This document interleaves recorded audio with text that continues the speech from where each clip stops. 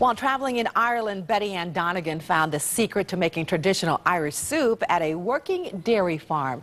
Back here with us now to share that recipe, our cooking instructors, Betty Ann Donegan and her daughter, Stephanie Dietz. It's great to have you guys. Now, this all started because, Stephanie, you decided to send your dad to Ireland. That's right, for his 60th birthday. It was 10 years ago. And sorry, Dad. Well, you did this because he is Irish? Yes, 100%. Yeah. So where'd you send him? And your mom? Well, you did a tour, right? Yeah. It was all over the place. It's called Meet the Irish. And we stayed at bed and breakfast all around Ireland. We went around the whole entire country, and we were there about 10 or 12 days. And we stayed at different bed and breakfasts the whole time. And this recipe came from one of those places? The first place we stayed, while Steph is going to be doing this, just tell them what you're doing so we can... So yeah, let me just get started here. So go ahead. The first thing I did, this is actually a sort of a sped up version of a chicken soup. Most of the time you start with a whole chicken like you would, make a stock, but we're going to use canned stock. And we have some boneless breasts that I sauteed in a little bit of butter beforehand. Took those out, and now I have some onion in the pot. Okay. So I'm going to... with a little butter as well? Yep, a little butter. Yep. Yep. And then I'm going to put in a couple of tablespoons of flour to make a roux, and that's going to help thicken the soup. Now, this has to cook for about a minute or so, because you never want to have raw flour go into liquid, because then it tastes gluey. I've always wondered how roux is made. Okay. Yeah.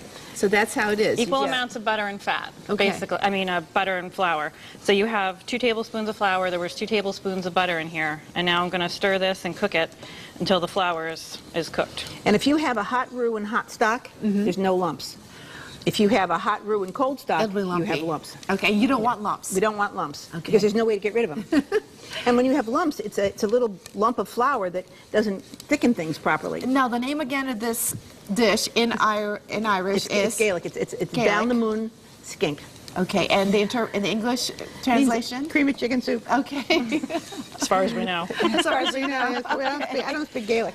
But we stayed at this, the first place we stayed was this bed and breakfast that was a working farm, and it was just absolutely a beautiful place. It had been in the family since the 1600s. But with taxes the way they were, the family couldn't afford to maintain the house, so they turned it into a bed and breakfast. And the lady of the house was a wonderful cook. And so she made this soup, and so she told me how she did it. She didn't really give me a recipe, she just sort of told me how she did it. And so when I came home, I did it, and I did it in class, and my students loved it. And So it did really you hang out in the kitchen with her?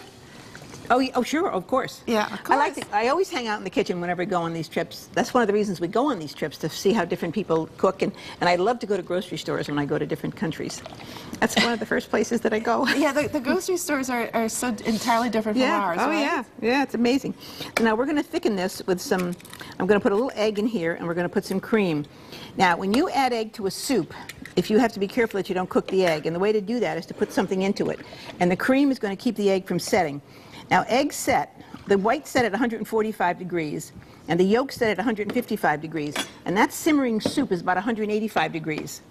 So if I don't do this and temper it, the eggs will cook when I put them in. Okay. So tempering is kind of a way of bringing up this temperature so we don't throw the eggs in there and shock them, because that's for sure going to cook the eggs. It's like the eggs get used to this Well, before they kind get of, in there. kind of, yeah. Okay. But see, putting in the cream interferes with the setting of the, and sugar does the same thing. All right, so I'm going to put the peas, the tarragon, the black pepper. I think that's it. Peas, And, tarragon. a little chives. Chives. Chives in here. So I'm going to put that in. I have some plain soup here for you, Mom. Yep. And you're using frozen peas there? Yep. We're using frozen peas, yeah. Yes, They were it's thawed, quick. but you could, if they were frozen, they just take another minute to cook. These are tiny, tiny little peas, so I they love cook the very, little very baby quickly. ones, the little petite ones. So cook that for a second, and then we'll put this in. So this trip was very interesting because Ireland has 8 million cows and sheep.